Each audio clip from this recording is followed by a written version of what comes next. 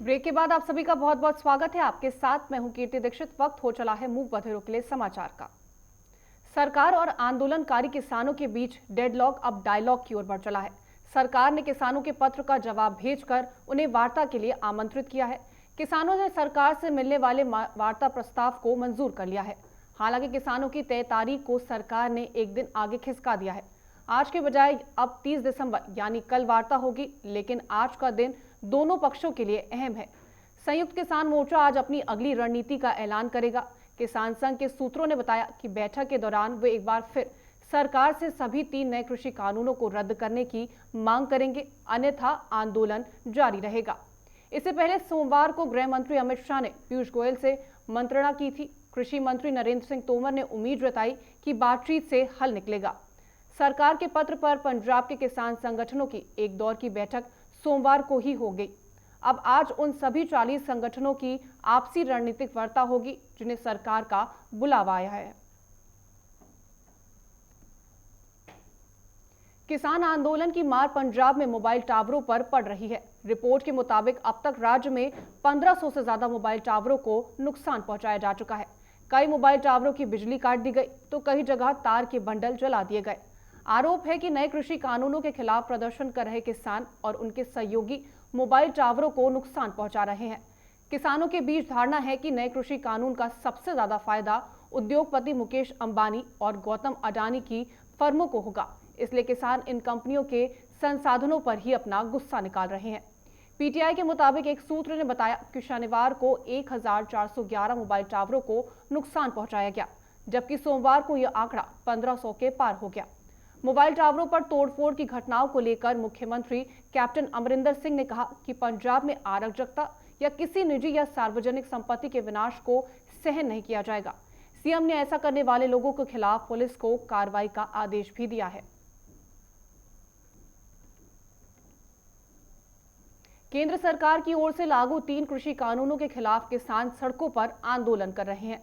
वहीं इसे लेकर सत्ताधारी भारतीय जनता पार्टी और विपक्षी दलों के बीच बयानों के तीर भी खूब चले। कांग्रेस 2 करोड़ किसानों के हस्ताक्षर का दावा कर रही है। वहीं बीजेपी की ओर से सुशील कुमार मोदी ने इसे लेकर हमला बोला है। सुशील मोदी ने एक ट्वीट किया कि कांग्रेस की आलोचना भी की। सुशील मोदी ने ट्वीट कर कहा कि कांग्रेस ने संसद से पारित 3 कृषि कानूनों की वापसी के लिए 2 करोड़ किसानों के हस्ताक्षर लेने का जो दावा किया है, उसके लिए हस्ताक्षर अभियान कब चलाया गया। उन्होंने कहा कि बिहार में कांग्रेस कहीं भी हस्ताक्षर अभियान नहीं चलाती दिखी। यूथ कांग्रेस ने भी ऐसे अभियान से इनकार किया है। राहुल गांधी पर हमला बोलते हुए सुशील मोदी ने कहा कि उन्होंने फर्जी हस्ताक्षर वाला ज्ञापन राष्ट्रपति को सौंपने का गंभीर अपराध किया है। सुशील मोदी ने कहा कि इस मामले की जांच होनी चाहिए और राहुल गांधी पर मुकदमा किया जाना चाहिए।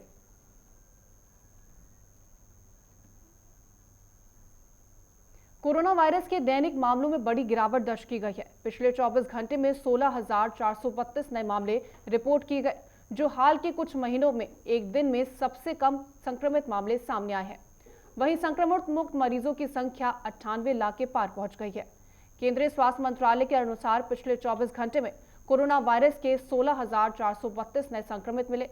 इस तरह देश में संक्रमितों की संख्या बढ़कर 1,02,24,303 हो गई है। वहीं इस दौरान 252 लोगों ने संक्रमण के चलते अपनी जान गंवाई है। इसके बाद कोरोना मृतकों की संख्या बढ़कर 1,48,153 हो गई। मंत्रालय के आंकड़ों के अनुसार देश में संक्रमण मुक्त मरीजों की संख्या बढ़कर 98,07,569 हो गई है। पिछले 24 घंटे में ही 24,900 मरीजों ने वायरस को मात दी। वहीं राष्ट्रीय स्तर पर मरीजों के ठीक होने की दर बढ़कर 95.82% हो गई है। नोएडा में नए साल पर कोई प्रोग्राम करने के लिए सोच रहे हैं तो ठहर जाइए। आपकी नए साल की पार्टी बिना रोक टोक के चलती रहे, इसके लिए आपको जिला प्रशासन से अनुमति लेनी होगी। इस संबंध में जिला प्रशासन की ओर से गाइडलाइन जारी की गई। इसके मुताबिक हाउसिंग सोसाइटी में भी पार्टी के लिए प्रशासन से इजाजत लेनी होगी। प्रशासन के अनुसार नववर्ष की पूर्व संध्या पर मनोरंजन कार्यक्रम के आयोजन के लिए उत्तर प्रदेश चलचित्र अधिनियम के तहत जिला मजिस्ट्रेट से अनुमति लेना जरूरी है। अगर बिना अनुमति के नए साल की पार्टी आयोजित की गई तो जिला प्रशासन की टीम मौके पर पहुंचकर पहले तो इस पार्टी को बंद करवाएगी और इसके बाद आयोजनकर्ता के खिलाफ कड़ी कार्रवाई भी की जाएगी। शहर की हाउसिंग सोसाइटी में भी इजाजत के बिना कोई आयोजन नहीं किया जा सकेगा। जनपद के सभी होटल, पब, रेस्टोरेंट, क्लब संचालकों को इस संबंध में दिशा निर्देश जारी किए गए हैं। उत्तर भारत में बीते कई दिनों से ठंड ने दस्तक दी है। पहाड़ों पर बर्फबारी भी हो रही है। इसका असर एक बार फिर से उत्तर भारत के मैदानी इलाकों में देखने को मिला। गुरुवार तक शीतलहर से दिल्ली एनसीआर ठिठुरेगा। मौसम विभाग ने दिल्ली, पंजाब, हरियाणा, उत्तराखंड, चंडीगढ़ के लिए ऑरेंज अलर्ट भी जारी किया है। इस दौरान न केवल अधिकतम तापमान गिरेगा, बल्कि न्यूनतम तापमान में भी 3 डिग्री तक पहुंचने की संभावना है। इसके साथ ही घना कोहरा भी परेशान कर सकता है। मौसम विभाग के अनुसार दिल्ली में आज से शीतलहर की स्थिति शुरू हो जाएगी। सबसे ज्यादा 31 दिसंबर को ठंड की ठिठुरन रहेगी। दरअसल पश्चिमी विक्षोभ के बाद अब बर्फीली हवाओं ने दिल्ली में पहुंचना शुरू कर दिया है। 3 जनवरी से तापमान में थोड़ी बढ़ोतरी होगी, लेकिन उसके बाद एक बार फिर से ठंड परेशान करेगी।